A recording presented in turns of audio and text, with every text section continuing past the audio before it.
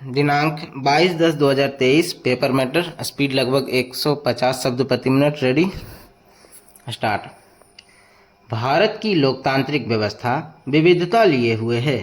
भौगोलिक, सांस्कृतिक और सामाजिक रूप में यह दिखाई भी पड़ती है। विभिन्न भाषाई पहचान से लैस भारतीय समाज में कई रूप रंग हैं। यहाँ की संस्कृति प्रांतवार विभिन्नता लिए है। इसे समझते हुए स्वतंत्रता आंदोलन संघर्ष उपरांत राष्ट्र निर्माण के लिए संविधान समिति में सहमति असहमति के विचारों को समुचित प्रतिनिधित्व दिया गया, जिससे भारत की अनेकता में एकता की भावना आकार ले सके। संविधान सभा द्वारा निर्मित संविधान में लोकतांत्रिक व्यवस्था संचालन हेतु प्रत्येक 5 वर्ष केंद्र और राज्य में चुनाव की व्यवस्था की गई है।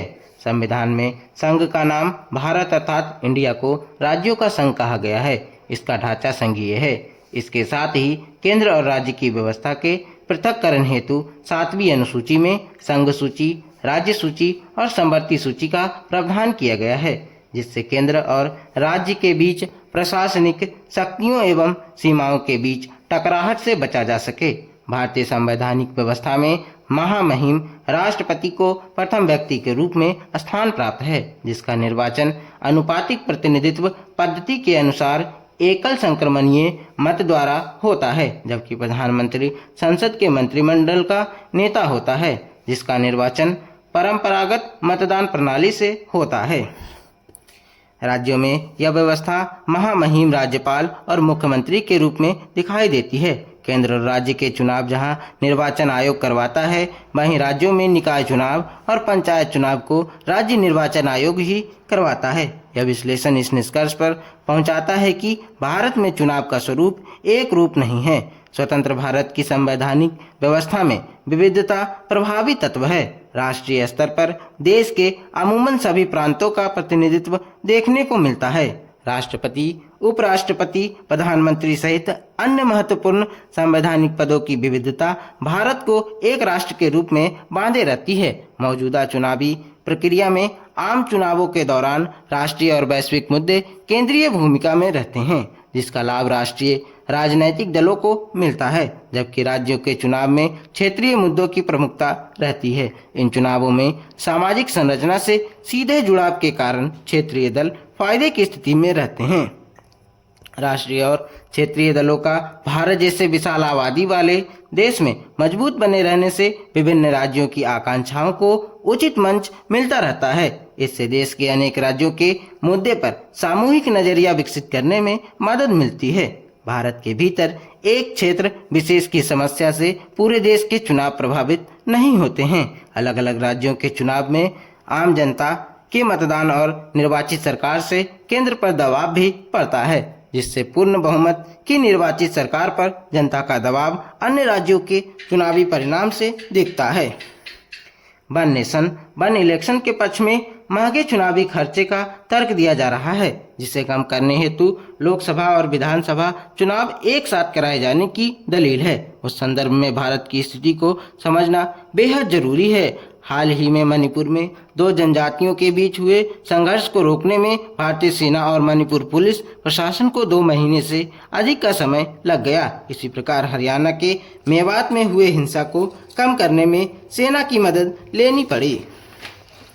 पश्चिम बंगाल में हुई हिंसा को अभी अधिक दिन नहीं हुए, जबकि पंजाब में हाल ही में खालिस्तान आंदोलन का डरावना स्वरूप देखने को मिला, जिसमें प्रधानमंत्री के घोषित कार्यक्रम में व्यवधान उत्पन्न हो गया। जनजातीय क्षेत्रों में नक्सलवाद की चुनौती लगातार बनी हुई है। इसके साथ ही वैश्विक स्तर पर आतंकवाद के सूत्र कहीं न कहीं भारत से जुड़ ही जा रहे हैं। इन समस्याओं के समाधान में भारतीय सेना त्वरित गति से प्रतिकूल परिस्थितियों पर नियंत्रण कर लेती है। देश के भीतर प्राकृतिक आपदा में राहत एवं बचाव कार्यों के लिए भी भारतीय सेना पर ही निर्भरता रहती है। ऐसे में एक साथ चुनाव होने की स्थिति में जब सेना और पैरामिलिट्री फोर्स शांतिपूर्ण चुनाव की व्यवस्था में व्यस्त रहेंगी, उस समय देश के सामरिक चुनौतियों के साथ सुरक्षा से कौन निपटेगा? यह एक गंभीर प्रश्न है। सबसे अधिक लोकसभा एवं विधानसभा सीटों वाले देश के सबसे बड़े राज्य उत्तर प्रदेश में पूरा चुनाव अमूमन कई चरणों में होता है। जिसकी समयावधि 2 महीने से अधिक रहती है। ऐसे में पूरे देश का चुनाव एक साथ होने पर यह अवधि भी बढ़ेगी। उस दौरान केंद्र और राज्य की शक्तियां किसके अंदर निहित रहेंगी? क्या राष्ट्रपति और राज्यपाल पद और सशक्त होने जा रहे हैं? पूर्ण बहुमत न आने की स्थिति में क्या मध्यावधि चुनाव होंगे या राष्ट्रपति शासन होगा? जनता पर पड़ने वाले इस मध्यावधि चुनावी खर्चे का बोझ अर्थव्यवस्था को किस प्रकार प्रभावित करेगा? ऐसे कई प्रश्न भविष्य के गर्भ में हैं जिनसे जूझना होगा। भारत की भौगोलिक संरचना कई मौसमों को समेटे हुए है, जिसमें एक ही समय गर्मी, बर्फबारी, मूसलाधार बारिश और सूखा जैसी स्थितियां रहती हैं। कहीं तीव्र गर्मी तो दूसरी ओर बर्फबारी होती रहती है। ऐसे में वन नेशन वन इलेक्शन के लिए कौन सा मौसम अनुकूल होगा, यह भी विचारणीय प्रश्न है, जिससे दुर्गम स्थलों पर विपरीत मौसम में भी चुनावी कार्यक्रम एक साथ संपन्न हो सके। भारत की जनता में राष्ट्रीय एकता की भावना ही सबको जोड़े रहती है। इसके अतिरिक्त पूरे भारतीय जनमानस में विविधता ही मूल चरित्र है। ऐसे में कोई भी नवीन प्रयोग करने से पूर्व एक व्यापक संवाद बेहद जरूरी है। इस दिशा में केंद्र सरकार को आगे आने की जगह संवैधानिक रूप से स्वतंत्र संस्थाएं जैसे निर्वाचन आयोग को जिम्मेदारी देनी चाहिए, जिससे सत्ताधारी दल के अतिरिक्त विपक्षी दलों एवं अन्य राजनीतिक दलों का इस प्रक्रिया में भरोसा बन सके। साथ ही जनता में अपनी स्थानीयता से जुड़ी पहचान और मुद्दों के राष्ट्रीय आधार पर खोने का भय न रहे। भारत का संविधान दुनिया के कई देशों के सबसे न्यायप्रिय प्रावधानों का संकलन है। ऐसे में भारत की तुलना अन्य देशों से नहीं की जा सकती।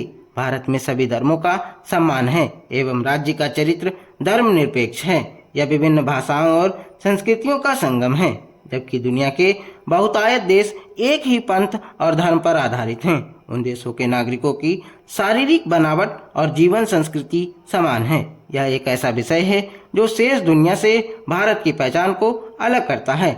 ऐसे में वन नेशन वन इलेक्शन को लेकर पूर्व राष्ट्रपति रामनाथ कोविंद की अध्यक्षता में 8 सदस्यीय समिति बनाने सहित संसद का विशेष सत्र बुलाना चुनावी दृष्टिकोण को ही रेखांकित करता है। चुनावी वर्ष में यह अभियान शुरू होने के कारण इसकी मंशा और लक्ष्य को लेकर मतभेद होना स्वाभाविक है। फिलहाल यह प्रयोग लोकसभा चुनाव और कई राज्यों में क्या गुल खिलाएगा, यह भविष्य के गर्भ में है।